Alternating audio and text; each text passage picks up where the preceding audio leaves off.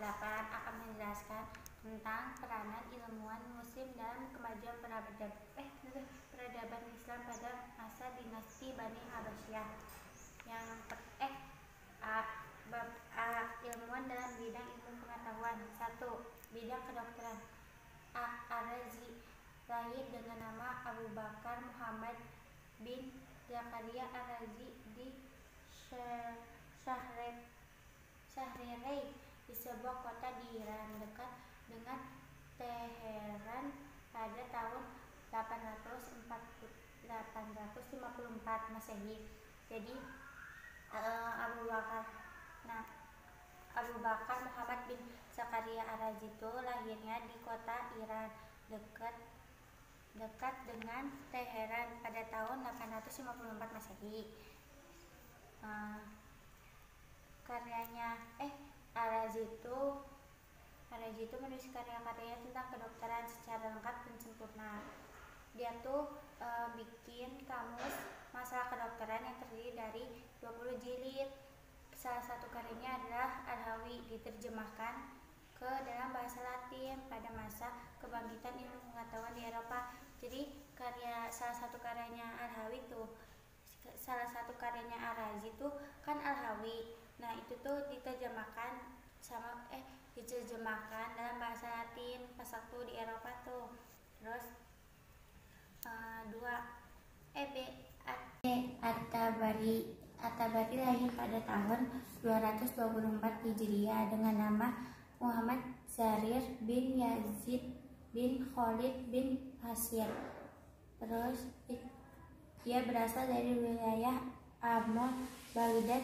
Beliau wafat pada tahun 310 Hijriah.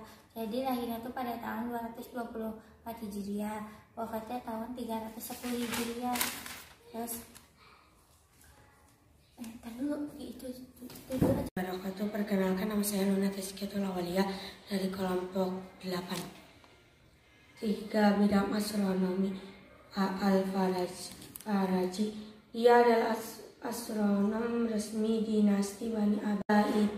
Dia juga ditugaskan untuk membantu dalam menerjemahkan naskah-naskah ilmu pengetahuan ke dalam bahasa Arab. Dalam menjalankan tugasnya, dia dibantu oleh seorang astronom yang hidup sezaman dengannya, yaitu Yakub bin Tarik. Mereka berdua bekerja keras mempelajari ilmu pengetahuan India dan menerjemahkannya. Dia meninggal pada tahun 777 Masehi. Al-Faraji ditugaskan khalifah dinasti Bani Abbasiyah untuk mempelajari dan mengaji ilmu pengetahuan India. Setelah Warahmatullahi wabarakatuh. Perkenalkan, nama saya Inayatu Mukmina dari kelompok 8, bidang kimia. Jabir Ibnu Hayyan adalah salah satu yang dianggap paling pantas menyandang ahli kimia pada masa awal perkembangannya. Nama lengkapnya adalah Abu Abdullah Jabir bin Hayyan Al-Kufi As-Sufi. Ia lahir pada tahun 721 Masehi dan dibesarkan dalam keluarga dan lingkungan dokter. Sejak kecil, Ibnu Jabir sudah akrab dengan dunia empiris dan medis. Ia berhasil mengklasifikasikan beragam benda berdasarkan unsur kimia yang menyusunnya. Pengklasifikasian itu terbagi 3, yaitu tubuh, nyawa, dan akal.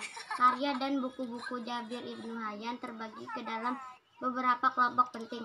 Ibnu Hayyan telah menulis sebanyak 306 buah buku kimia. Setelah itu diterjemahkan ke dalam beberapa bahasa dan disimpan di perpustakaan di seluruh dunia. Ia terkenal sebagai perintis empirisme dan metodologi ilmiah. Ia mampu mengemukakan pandangan-pandangannya tentang pembentukan geologisasi campuran bermacam logam. Ia juga telah mempelajari dan mendalami proses pembuatan karbonat dan senyawa-nyawa sulfida dari arsen. Atas jasa dan karyanya di bidang kimia, Jabir Ibnu Hayyan mendapat gelar sebagai bapak kimia Islam pertama. Ia tidak hanya terkenal di negeri kelahirannya, tapi juga di wilayah lain seperti Eropa. Di sana ia lebih dikenal dengan sebutan Gaber. Ibnu Hayyan juga menyambungkan beberapa teori tentang penguapan, pelelehan, pembutiran, dan persenyawaan, dan juga sublimasi. Ibnu Hayyan juga menulis risalah-risalah, terutama yang berkaitan dengan ilmu kimia. Lewat risalahnya, ia memperkenalkan model penelitian baru dan yang kemudian menjadi titik awal perkembangan kimia modern. Pada abad pertengahan, salah satu risalah Ibnu Hayyan yang berjudul Kitab Al-Kimiyah dan Kitab As-Sab'en diterjemahkan ke dalam bahasa Inggris yang judul The Book of the Composition of Alchemy. Beberapa karya yang lainnya juga banyak yang diterjemahkan ke dalam berbagai bahasa. Jabir Ibnu Hayyan wafat pada tahun 815 Masehi di Kufah. Assalamualaikum warahmatullahi wabarakatuh.